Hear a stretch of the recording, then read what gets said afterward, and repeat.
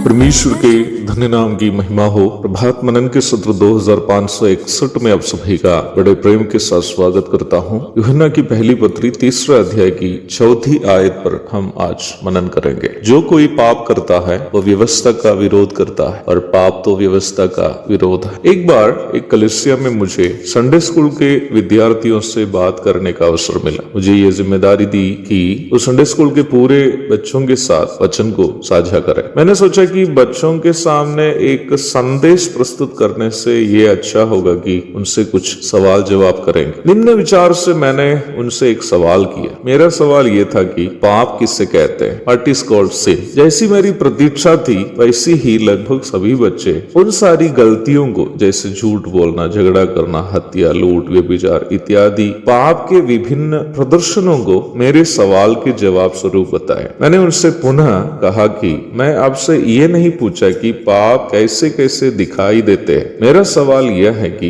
पाप क्या है अथवा व्हाट इज सिन। बच्चों के उत्तर में जो समस्या थी मैं आपको पहले बताता हूँ। मान लीजिए कि मेरा सवाल यह है कि आम किसे कहते हैं? What is called mango. यदि आपका जवाब इस प्रकार हो कि आम बाहर से हरा दिखाई देता है और छिलका छिलने के बाद पीला दिखाई देता है, या कच्चा खाने में खट्टा है और पक्का है तो मीठा है, आपका जवाब मेरे सवाल का जवाब नहीं। आप केवल आम के अलग अलग स्वभाव या गुण ही बता रहे हैं। मेरा सवाल क्या? आम किसे कहते हैं या आम क्या है? उत्तर ये होना चाहिए कि आम एक फल को कहते हैं या आम एक फल है। Mango is a fruit. That should be the answer. उसी प्रकार पाप किसे कहते हैं करके पूछने पर चोरी, हत्या, व्यभिचार इत्यादि जवाब देना सही जवाब नहीं है। ये सभी पाप के विभिन्न प्रदर्शन मात्र। यदि ऐसी बात है तो पाप वास्तव में क्या है? इस प्रश्न का उत्तर सभी आदमी को जानना बहुत ही अनिवार्य, क्योंकि जब तक हम ये नहीं जानेंगे कि पाप किसे कहते हैं, पाप पर जीत पाना भी हमारे लिए असंभव है। जब हम ये सोचते हैं कि लूट, हत्या, व्यभिचार इत्यादि कार्य ही केवल पाप है, तो हम इस गलत फहमी में जीने की संभावना है कि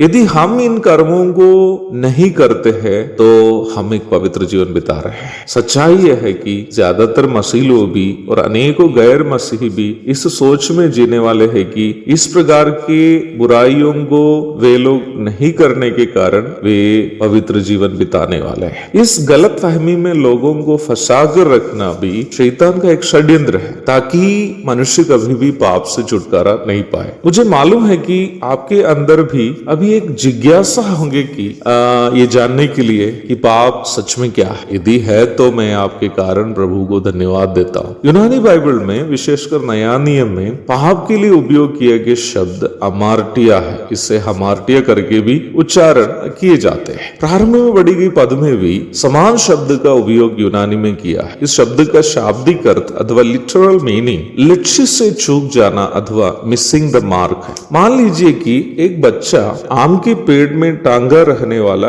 एक आम के गुच्छे की ओर एक पत्थर फेंक रहा है, और यदि उस पत्थर निशाने में बिना लगे नीचे गिरता हो तो उससे लक्ष्य से चूक जाना अथवा अमार्टिया समझ सकते हैं। पौराणिक यूनानी भाषा में हमार्टिया शब्द नैतिकता के स्तर से गिर जाना अथवा falling from the standard of morality अर्थ से उपयोग किया है। इसी अर्थ को हम रोमी 3:23 के अंग्रेजी अनुवाद में देख सकते हैं। All have sinned and fall short of the glory of God. इसका हिंदी अनुवाद इस प्रकार होना चाहिए थे कि सबने पाप किया और परमेश्वर की महिमा के स्तर से नीचे उतर गया या परमेश्वर की महिमा हमें कम हो गया। परंतु मेरी समझ से इस पद का हिंदी अनुवाद मूल भाषा के अर्थ से इंसाफ नहीं करता। रोमी 3:23 के अनुसार कहूं तो पाप परमेश्वर के धार्मिक स्वभावों के स्तर से गिर जाना अथवा नीचे उतर जाना है। दूसरे प्रकार कहूं तो हम करने वाला कोई भी काम जो परमेश्वर की पवित्रता के स्तर तक नहीं पहुंचता हो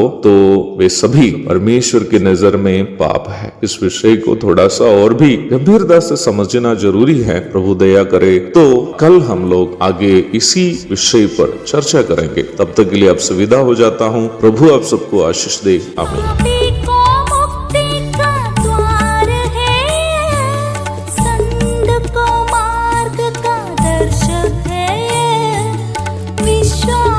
करते हैं उसके लिए आनंद